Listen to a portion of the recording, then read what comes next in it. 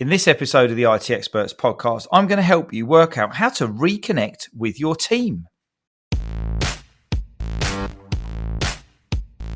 Welcome to the IT Experts podcast, the only podcast to help MSPs scale to 1 million, and if already there, get to 5 and go faster.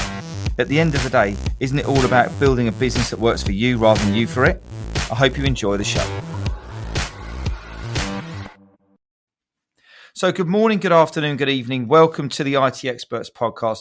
For those who subscribe to this podcast, it seems like it's been way too long since I've put an episode together. And I apologise, sorry, not sorry.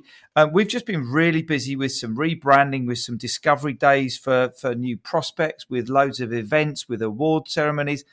Life's just got kind of in the way. And anyway, we're back in the saddle now, and we've got some great content lined up for the next few months, lining up, over the Christmas period, helping you stay motivated, helping you guys keep plowing through and helping you grow your MSPs to an amazing level. And today I want to talk to you about a subject that came up last week when we were having one of our alignment sessions with our clients.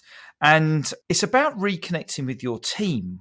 So if you've got a technical team, admin team, marketing team, whatever it might be, you might find that over the years, you've got a little bit distracted. You've got a little bit, disconnected from them as you've brought other people in. And as you've brought in senior leaders, or you've brought in people who've been promoted from the ranks, as it would be, you might find that, all of a sudden you're not that involved in what's going on a day-to-day basis. You're not that involved when clients have issues and all of this kind of good stuff. And in this podcast, I'm going to give you 10 tips to help you to reconnect, re-engage, and get the best out of your people. Particularly over the last couple of years, COVID's been a weird old place, isn't it? Remote working, which has not had that much of an effect on the MSPs itself, but it has had a massive effect on business, with people working differently and not having those water cooler coffee moments as they sort of talk. And really, it's about the chats when you're having a coffee and you're having your lunch and all of those sorts of things that are really, really important. But you're not getting that online. My son works from home. I could not do it for a single minute, to be quite frank. But my son works from home, and it's, I think he finds it quite hard to reconnect and build relationships. He goes into the office every now and then, but it's not the same as it was. And if you've been doing this for 10, 15, 20 years, whatever it may be, you could be in the position where you've had this little adjustment over COVID. Now it's a little bit tricky to kind of get back.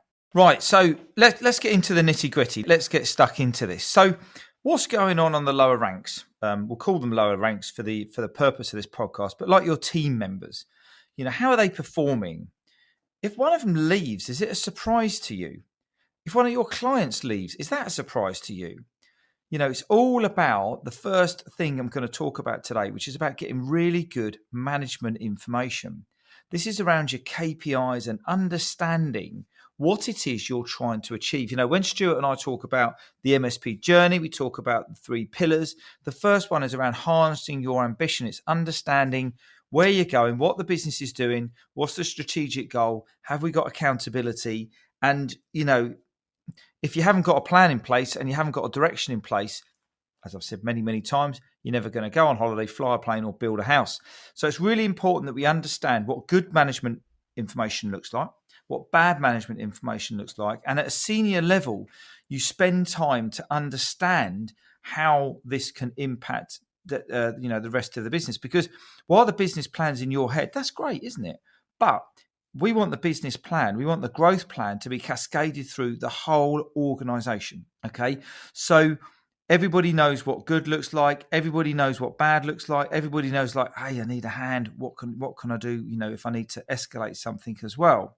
So the first one's about getting good management information, having a good dashboard, having a nice connected team, and making sure that you know what they're doing and you know what good looks like. The second one is around cascading the vision and the mission of the organization and living the company values.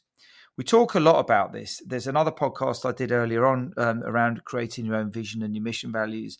This is critical, okay? This is absolutely critical. When you wake up when you wake up in the morning and you stumble along to the bathroom, Vision is how you're getting there. It's where am I going? What's the direction? You're getting in the car. What's the direction? It's no difference. A business without vision pretty much is doomed, in fairness. The mission is how you're going to achieve the vision. So if you've got a vision, but you don't know how you're going to achieve it, that's pretty pointless. So you need the vision and the mission to work together so that you can enable them to, drive the business forward, set right goals, employ the right people, make the right relationships, create great client experiences, etc., etc., etc. Then when we throw on the values of the organization, which are also absolutely critical because these are the behaviors, this is the culture. Everyone's moaning at the moment, it's really hard to recruit, right? The reason it's really hard to recruit is probably because you're recruiting in the wrong way. You're selling a technical job to people, whether or not they know how to do it or not. Recruitment is a marketing exercise, right? Why might I want to come and work for you? What's the point of coming and working for you? And if someone wants to come and work for you just for the money, let them go and work somewhere else. Many of our clients have the experiences where people say, look, I'd really like to come and work for you. I like your culture. I like what you stand for. I like your beliefs. I like your methodology. I like the way that the whole business is growing. I like the way we're innovating and all of those good things. When you give someone a pay rise, it lasts 3 months, right? Because then they get used to it and then it's normal. But so there's another 9 months of the year. And how are you going to motivate your staff? And the way that you motivate them is you motivate them when they get out of bed in the morning and they put the feet on the floor. Everybody wants to get up and win. Everybody wants to go and have a good day. I don't know anybody who wakes up and says, God, I hope I have a really crap day today. Everybody wants to have a good day. And then you lie in bed at the end of the night and you put your feet up and you deep breath as you're just getting yourself ready to go to sleep and you go, that was a great day. Isn't that what life's all about? So you've got your vision and your mission and your values, okay? Now I want you to cascade them. I don't want them to be a surprise. If you've done it and it's not on the wall, stop this podcast right now, print it out and go and stick it on the wall. Because who's going to know about your vision and your values and your mission if they're a secret, if they're staying on the server? So cascade them down, but also get people to talk about them. Create value champions at your meetings, at your company meetings, at your appraisals. Talk to people about what have you done for customer excellence? What have you done about employee engagement? What have you done about keeping ahead of innovations and whatever your values are? Make sure that you've got them brazen all over the place. We've got them on the wall here in the office. It's really, really important. That's number 2. Right, so number 3 is having clear departments. What I mean by having clear departments means that as your business has grown, right, many MSPs all of a sudden find themselves leading and having like 12 or 15 direct reports. This is a recipe for disaster because they call it a span of control. How many people can you control? How many people can you really give a great experience? Remember, people leave if they're not engaged. People leave if don't feel like they're loved. People leave organizations if they don't have accountability and a purpose and a way that they can win. So what we need to do is we need to make sure you've got clear departments, your service desk, your professional services, your marketing, your admin, your finance, and whatever else you might have, a security department, whatever else you have, make sure you've got clear departments. If you have people who are spread across departments and they leave, what are you going to recruit? So if you've got someone who's working a bit in the help desk and say, for example, a bit in security, what are you going to recruit? Another security person or a help desk person? You're making a rod for your own back if you don't make it really, really clear. Because the other thing as well you want to have is senior leaders or senior managers or at least senior people at the top who you can then cascade down the management information we just spoke about and the vision and the values to that team and have better quality conversations. So clear departments is number 3. Number 4 is about a leadership expectation exchange and having clear boundaries. So you've got your senior people in each of your teams. What does good look like? What does having a great month looks like? Remember, you've got your management information. So we now know if we're going to grow the business, we need so many clients, so many endpoints each month. Who's delivering on that promise? Is it the sales guys? Is it the technical guys with their account management? Is it the marketing people with what they're doing middle of funnel?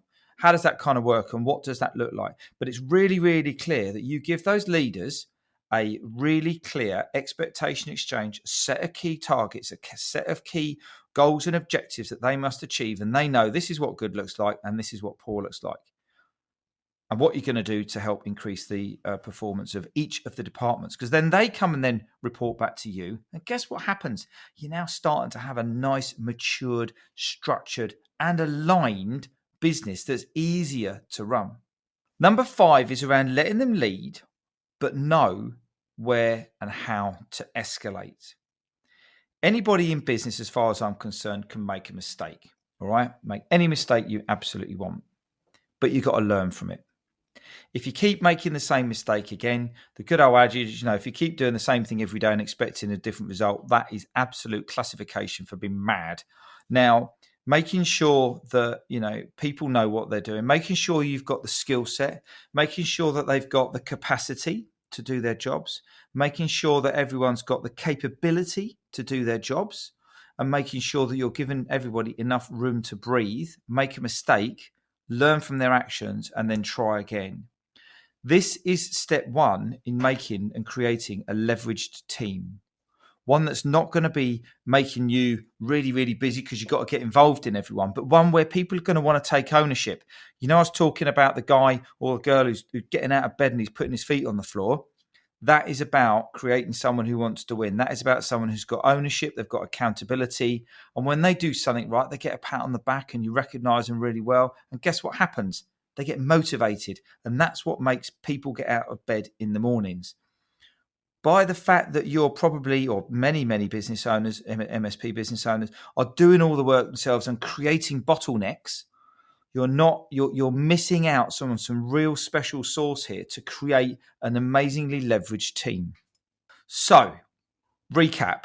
Management information. Everybody knows the vision and values. You've got nice, clear departments. The leaders know what their expectation exchanges. They know their boundaries. They know what good and they know what bad looks like. And now you're letting people make mistakes and you're letting them learn so that you can help build that engagement. Okay? Right. With me. Great. Now, on to number 6. The one thing that's free in life. I learn about it because I do a lot of it. Talking.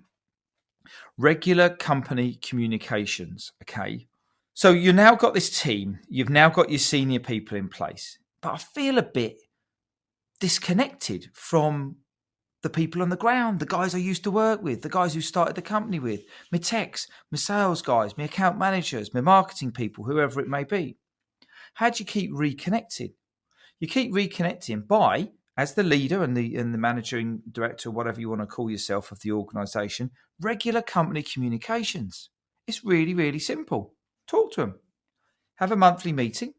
Get them in some bacon sausage sandwiches, bit of breakfast, maybe a bit of lunch. Maybe they might want to go out in the evening, something like that. Whatever works for them. Remember, not everybody wants to be rewarded and recognized in the same way.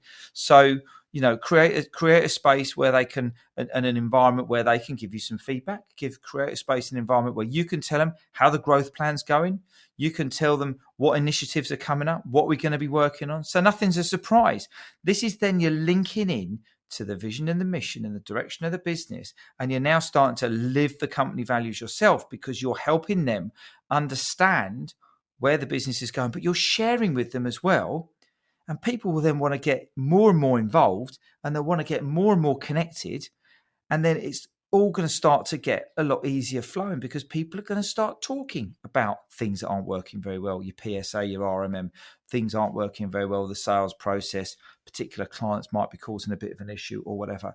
And making sure you've got those regular company communications, put them in the diary for the whole year, make sure they happen, don't cancel them, and really, really, keep them nice and simple, keep them nice and high level, but make sure that you do regular company communications to the whole business. Okay, number 7, employee engagement surveys. There's no better way to find out what your team think about you than asking them a nice anonymous question. Now, unfortunately, you might not be able to do this from within your organisation because they might be able to work out who's done it for them. We actually do this for our 7-figure clients. We do employee engagement surveys, and it's amazing the results that they get.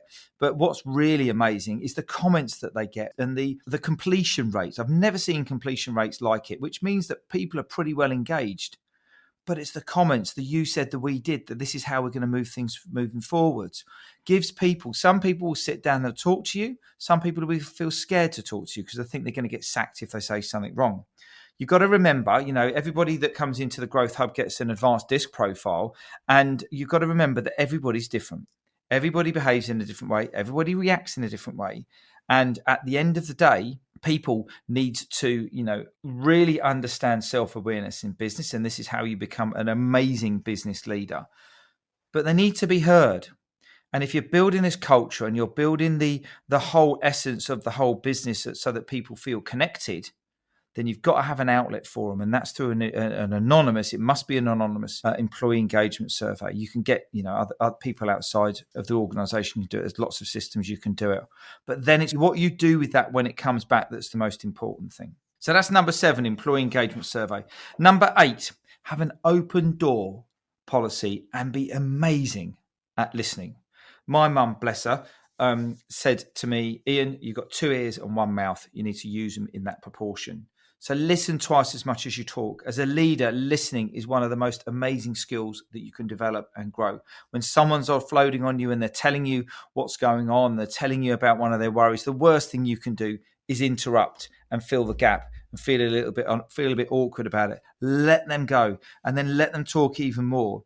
And by having an open door policy, I know a lot of people, are working remotely, and we're, not necessarily in the offices anymore, but making sure you're developing this culture where people are feeling happy and confident to come and talk to you or any of the other senior leaders in the organisation, and making sure that they feel really, really comfortable with that is absolutely critical. What will also happen with that, actually, just thinking about it, is that as one person starts to use the open door policy and say, hey, look, I can go and talk to so-and-so about this, other people will then follow, and other people, and then you start to create this culture of openness, which hopefully will be in one of your values anyway. And it will start to spread because people will start to see other people, talking to yourself or talking to other members or raising issues that they would not normally have done previously. And this is particularly important with millennials and with the younger workforce because they have grown up in a very, very different world to us oldies, as they say in the trade, and their perception around communication is a lot different than it is for many of the more mature business people, I will say, in business. It's probably another podcast there. I need to think about that one. Right, okay, number 9, nearly at the end now. Number 9, I want you to make sure that you share company performance. We know where the growth plan's going. We know how we're connected. We've got great teams now, okay? But it's about sharing that company performance. So in your regular communication meetings, I want you to share with them how many new clients we've onboarded, what our targets are, how we're going to get there, what we're going to do, what's our employee engagement scores looking like. You said we did. What's your CSAT scores, all of those really important things. But I wanted to share the company performance. Don't keep it a secret. Don't just keep it for when you're having a bitch and a moan in the boardroom or in the meeting room. Make sure everybody understands how the company is doing. And more importantly, make sure that the key people who are in charge of your newfound departments understand where they're responsible for their performance so they can then cascade and they can then cascade their performance to their teams, but they can then communicate to the rest of the business, and it will help them stand out as business leaders as well. So sharing company information is super important too. And then last but not least, 10 is reward and recognition. Not everybody wants to be stood up in front of everyone and clap because they've done a really great job, particularly if they're a high S&C on the DISC scale and they are, technicians can sometimes be a little bit more reserved and don't necessarily want to jump around and scream and shout about what a great job they've done. I've just come in and done a job. It's what I do. I don't really need recognised for it. Now, everybody needs recognition. Everyone needs a pat on the back. But as you as the business leader, it's the most important thing for you to work out how you do that. What's the best way to do it for the individual? And remember, it's not a case of treat everyone as you wish to be treated. Treat everybody as they wish to be treated. All about them. It's all about their own little world or their own way of working and their own understanding on, being self-aware on how people want to be treated. So some people might just want a voucher in a card dropped at their desk. Other people might want to be screamed and shouted in front of the whole of the office and, congratulations and all the rah-rah and all that sort of thing. But recognize them. And the key trick here is recognize them in alignment with your company values. Hey, Steve, I see you did a really good job the other day. And what you did would align with our company values of putting our customer first. Hey, Jen, you went through that issue the other day with that customer, and you made sure that you didn't give up all the way through. Really living the company values. Absolutely love it. So make sure that you're bringing back the company values. So look, this was really easy for me to talk for the last 20 odd minutes around how to reconnect with your team and how to connect your team together and how to build that engagement, how to build that accountability. And this is very logical, straightforward business practices, particularly for MSPs. It sounds complicated. It sounds a bit complex when I talk about it, and you might want to go back and listen to this again. But the podcasts are designed there to give you a bit of a fire hose so that you can just see what's going on. We're helping 50 plus MSPs right now with understanding how this kind of works. And if you're sitting on the fence and you're getting to the end of the year and you're thinking, oh my God, what on earth do I need to do? I don't want to have another year like this, or I'm just a bit stagnated. How do I go faster? Then you know where we are. Reach out to us on LinkedIn. Tell us that you've seen the podcast. Click on the links and, let's connect and let's have a chat to see what we can do to help you when you're ready at the end of the day. So that was me. Great to be back. Although many of you probably won't even know that we went away. Really enjoyed doing this podcast. Bucket load of value. Please go back, listen to it all over again, take a load of notes, take it back to your leadership teams. And I look forward to hearing your amazing success stories when we connect in the near future. Now, you go and enjoy the rest of your day, and I look forward to seeing you soon. Take care now. So I hope you enjoyed the show. If you did, I'd love it if you could leave a rating and review on your favourite podcast platform. If you want to learn more about how to take your MSP to $1 million, or if you're already there, go faster, then come and join Stuart Warwick and myself in the Scale with Confidence Facebook group. The link is in the show notes. You go and enjoy the rest of your day, and I look forward to connecting with you soon.